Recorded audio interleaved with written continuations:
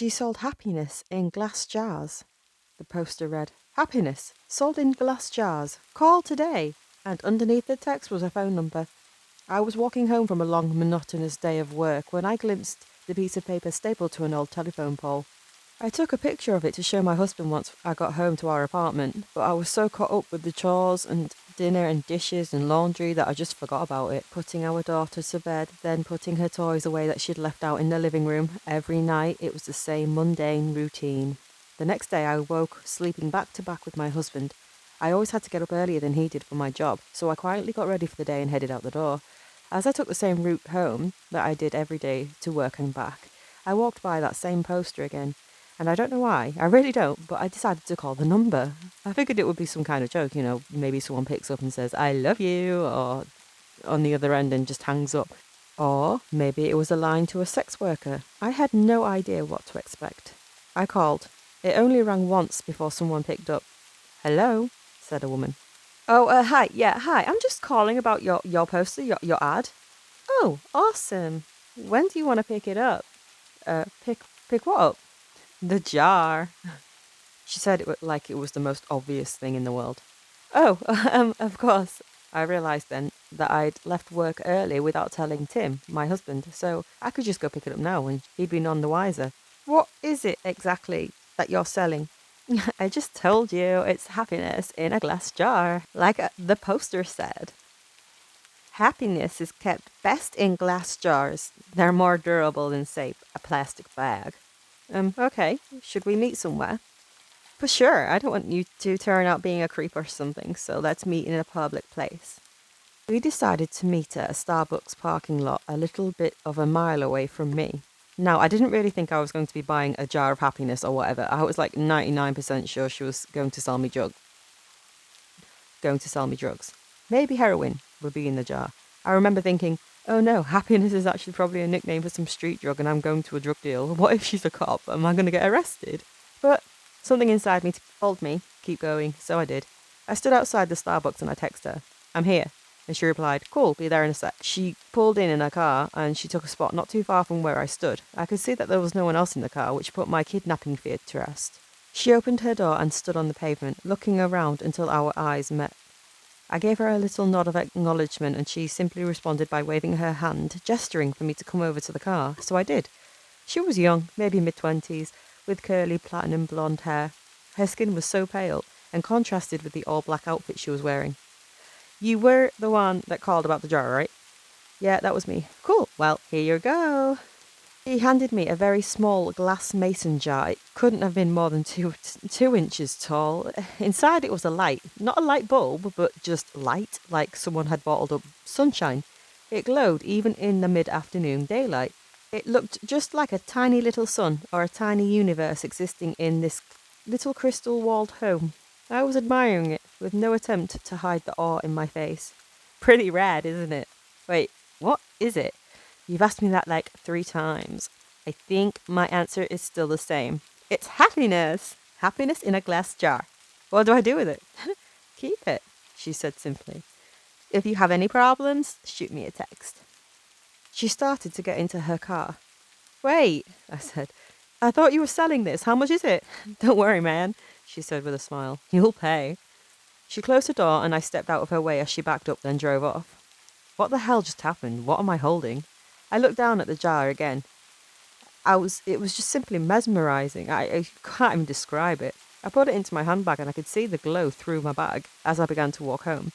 What was just a nice sunny day quickly changed into a rainy one with clouds wrapping the sky. It was not forecasted that it would rain, otherwise I would have ridden the bus or subway to work. I jogged home, trying not to get drenched. I finally found shelter once I made it to my apartment building. I walked up to my door and found that my key wasn't on the key ring anymore. Shit, I can't believe I've lost it again, I thought. I knocked on the door and said in a somewhat loud voice, "Hey babe, it's me. I don't know what happened to my key." I heard the door being unlocked from the other side, but when the door opened, I was greeted by a large, heavy-set woman with greasy hair and a slight moustache. She said, "I think you got the wrong door, darling." "Oh," I said, disorientated. "My bad, sorry, have a good one." She let out a small chuckle as she closed the door. "Apartment number 33. I know that was my apartment. I know it was. I've been in my apartment for 5 years now." But that was not my apartment.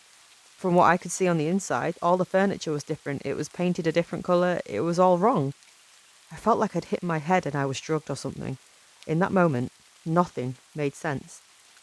I pulled my phone out to call Tim so he could calm me down and tell me I just got confused for a second, but his contact wasn't in my phone. In fact, nothing was in my phone. I had no messages with him, no previous calls, no pictures. It was like my phone reset to factory. Did that girl somehow switch my phone when I wasn't looking? I would have just dialed Tim's number manually, but I can't remember it. I couldn't remember it. I had known it by heart before, but not anymore. I needed to get back to my office. I had all my contacts backed up on my work computer. Since it was still raining, I hopped on the bus, which had a stop right in front of the apartment complex. I rode downtown towards my office, the whole time just staring at my wet shoes, wondering what the hell was going on. We have a keycard access to our building at work, so only authorised personnel can get inside. I always keep my access card in my wallet anyway, but surprise, surprise, it wasn't there. I used the button to buzz the speaker that we used for guests with appointments or employees as a backup in case anyone lost or forgot their card. Hey, this is Carly. I must have lost my card. My employee number is... I stopped as I drew a blank. A voice came through the speaker. Carly, you got cut out. What's your employee number? I can't remember. That's fine. Just tell me your full name and department. Finance. I'm in finance. My name is Carly Brooker. 1 second. About 30 seconds later, the man spoke to me again. We don't have a Carly Brooker working in this building. Do you have an appointment with someone? I backed up in surprise, almost tripping over my own feet. I had just been in that office an hour or two ago. What was happening to me? I felt like I was getting Alzheimer's but going through every stage in one day. I stared at my hands, unsure if I was even in the right body. Just then, I got a text. I recognised the number immediately. It was that girl, the one who gave me the jar. I had forgotten all about it until I saw her text. Her. Hey, how's it going? I looked at my phone, dumbfounded. It made me angry that she was so nonchalant about this. She knew what was going on. She had done this to me somehow. What the hell did you do to me? The worst is yet to come. I was astronomically close to just chucking my phone as far as I could in frustration. I took the jar out of my pocket. It looked unchanged, still glowing, just as bright. What the fuck did you do? I yelled at the jar, realising I probably looked like a lunatic. As I stared at its glistening glass, I realised something. I didn't know what my husband's face looked like anymore. I knew his name. Well, I knew it started with a T. Or maybe a C. I couldn't picture him in my mind. I knew I had a husband. I knew I did. Yes, because we had a daughter. I have a husband and a daughter. I just can't remember their faces. Or their names. Or their birthdays. Or any memories I have with them. I know they existed. They did exist. I'd just seen them that morning, right? I couldn't remember how he looked or what he smelled like. What was our first date? We had a wedding, right? What about our first kiss? Or my daughter? Or was it my son? Maybe I didn't have a kid, but my husband or my boyfriend, and he was real. I knew he was. The thought was tearing me apart. I couldn't recall a single fact about him. I was standing outside the same building, but I was unsure why I was. Like, did I work there? I must work somewhere. The rain was accompanied by a chilly wind now. It was whipping at my face, making my nose and cheeks sting. I wanted to go home. I wanted to be with him. I wanted to be warm. I wanted to go into a shitty office job that kept a roof over my head. I wanted it all. I was soaking wet and I was miserable and I couldn't remember my parents or my childhood. Did I even have any friends? Why was I in the rain? I looked at the jar in my hand. The only memory of my entire life I could concretely remember was that girl giving this to me, telling me it was happiness. It brought pain. It did not bring happiness. It brought suffering. I was more miserable in that moment than I'd ever been. My phone buzzed. Break the jar. I looked at my other hand. With the setting sun and the rainy sky, I swear the jar glowed brighter than any streetlight near me. I didn't break it because I was following her instruction. I broke it because I was angry. I broke it because I was upset and I needed to release. I raised my arm above my head and brought it down with one swift motion, shattering the jar on the concrete beneath my feet. That dark, chilly air accompanying the rain spread away like it was the shockwave of a bomb going off, and I was the epicenter. I saw the warm yellow light from inside the jar spread rapidly across the ground and ascend into the sky. It was as if I was watching the beginning of the universe being created. I was engulfed in all of this light. It felt like sitting in front of a fire on a cold winter's night, but that warmth was covering every inch of my body. And then I blinked. Immediately I could feel the sheets beneath me and my bare back touching my husband's. I was staring out the window. The morning light drenched through the glass, gleamed onto my face. I stood from the bed and grabbed my phone. It was Friday morning. I had one text. Let me know if you ever need another jar. I called in sick to work. I snuck into my daughter's room and greeted her with a kiss and told her that she didn't have to go to preschool today. We were going to have a family day. She smiled and stretched out her arms with a yawn before curling back up and falling asleep. I got back into bed and squeezed my husband tightly.